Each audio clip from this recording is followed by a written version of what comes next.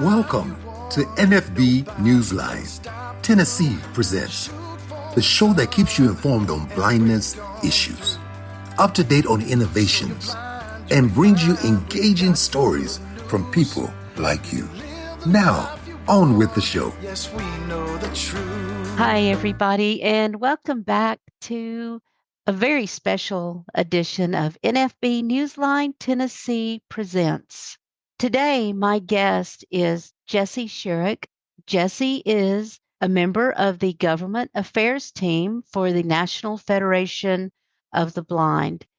And he is here today to talk with us about a bill that has been introduced into our U.S. House of Representatives.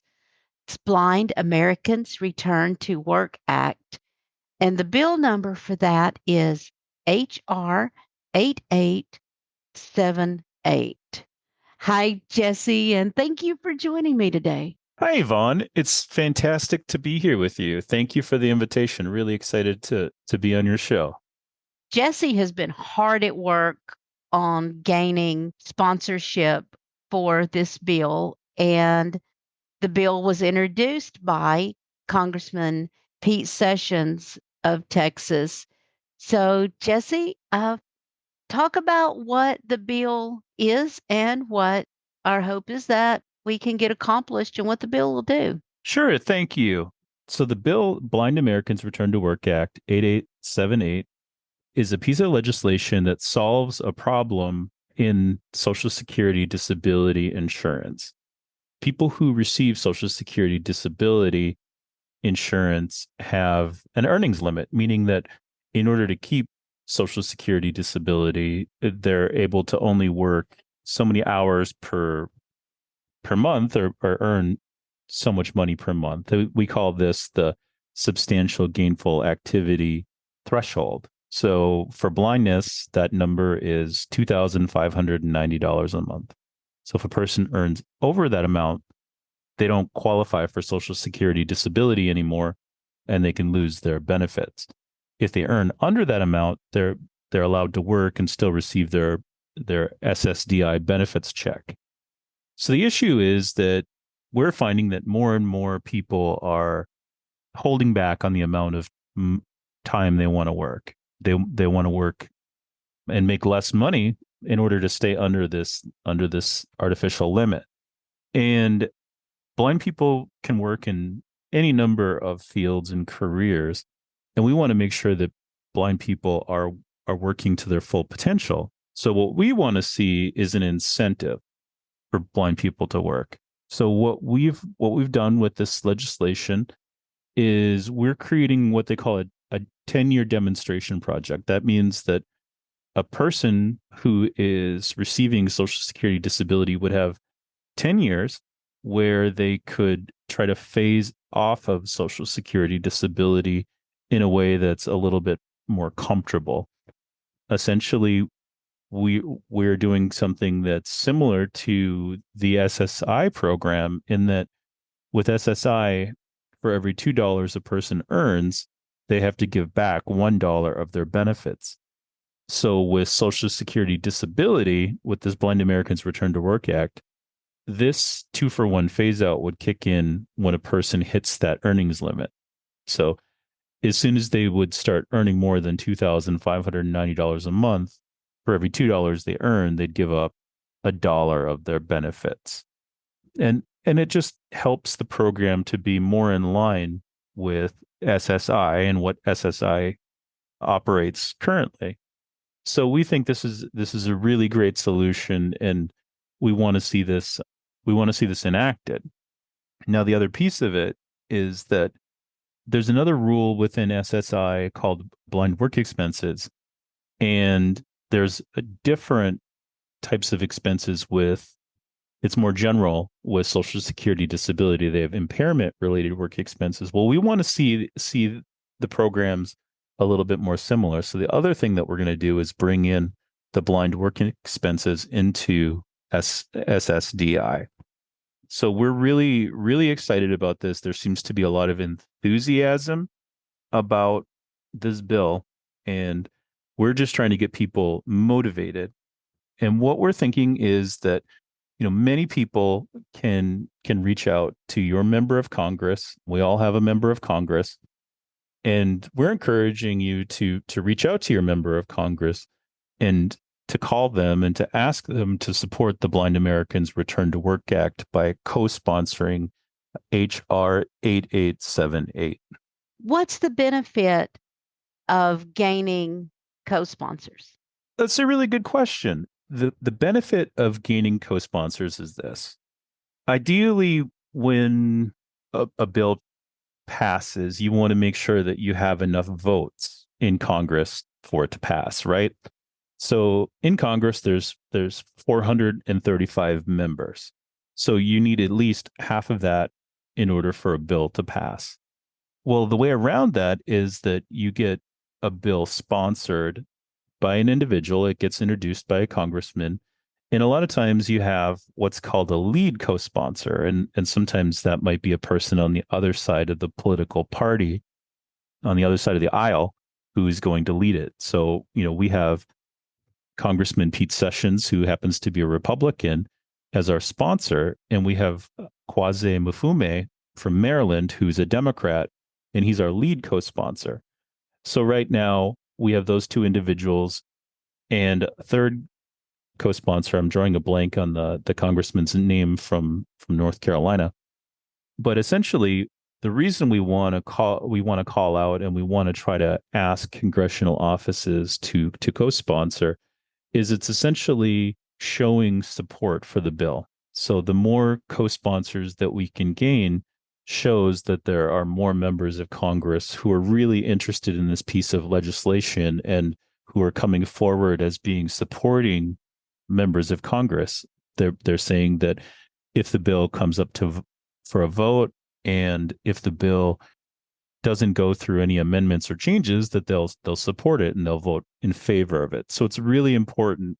It's crucial to get members of Congress to co-sponsor a piece of legislation that you're in favor of, because it's more likely to pass the more support in co-sponsors that it has.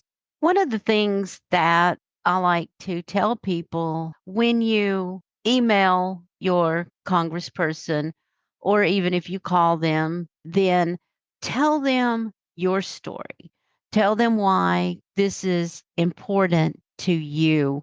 Give an example, Jesse, if you would, of someone's story. Sure, I'm happy to do that. And I think that's a really important point.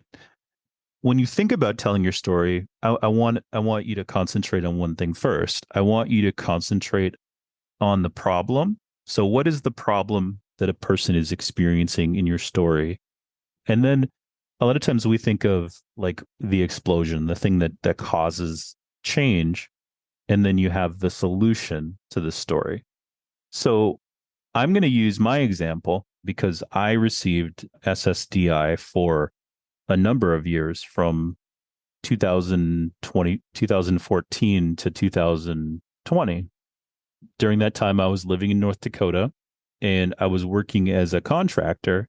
So I was working for the state of North Dakota as a technology trainer. And so I was also doing accessible web design. So I could control my own schedule. I could control how much work I took on. And so if I would get a really big contract, say I was providing X number of hours of technology training per week, I was always sure to keep my earnings under SGA because I didn't want my benefits to be impacted. And so as a result, if I had too much work, I would start to turn down work. And as I was turning down work, people would go elsewhere if they needed training because I obviously wasn't available. I was turning down work. So they would go to different providers. And what I found was that it was hurting my business because I wasn't able to give as much training as people needed. And I wasn't getting new referrals because I was doing as much as I was able to do and stay under the earnings limit. So, I was able to jump over the cliff, the earnings cliff, as we say it, But in order to do so, I had to move from North Dakota all the way across the country to Albuquerque, New Mexico to take a job where I was going to be earning over the SGA limit. And I was very fortunate that way, but most of our world is not that fortunate. Less than 2% of the blind population receiving SSDI is able to come off of SSDI because that earnings cliff holds them back. So whenever you formulate your story, try to think about a time period. Think about, whether it took place in 2014, wherever you're living. Try to really make it real for the person you're talking to. Try to make it short, clear, concise, but try to really emphasize the problem that you experienced, because that makes it real. When people understand the problem as you've experienced it, it helps them to live the problem in your shoes. And when they understand it, it makes them more compassionate. And once, it's less abstract, they want to solve the problem. And it's a scary thought that as things are now, for maybe gaining $15 more than you normally would have in the year, you could lose up to like a third of your income if you lose your SSDI. And that's a daunting thought there. So that, I think stresses the importance of this bill and the importance of all of us contacting our members of Congress. And we need to stop and think, even though they may be a different party from us, or you may think, oh, this party's not going to do that. You can't think like that. You have to contact them and give them the chance to become a co-sponsor, because too often people say, oh, well, they're of that party. That's not going to work. I'm just wasting my time. But you're not. And we are taking part by contacting our Congress in the most powerful means of democracy. We're having our say. If you have that right to communicate with your congressperson, it's so very important to take advantage of that. Jesse, thank you for joining me and talking about this bill. And again, repeat the bill name and the number. Sure. The bill name is the Blind Americans Return to Work Act, and it's HR 8878. And remember to reach out to your congressman or congresswoman and ask them to co-sponsor it. All it takes is one phone call, and your phone call could make all of the difference in persuading your member of Congress to supporting this piece of legislation. So thank you, Yvonne, for the opportunity to talk about this important piece of legislation. Well, thank you for joining me and talking about this. And if anyone has questions, our government affairs team makes themselves available. You can contact me as our legislative coordinator for Tennessee. Send an email to YNEUBERT@nfbtn.org. And thank you for joining me for today's special edition of NFB Newsline Tennessee Presents.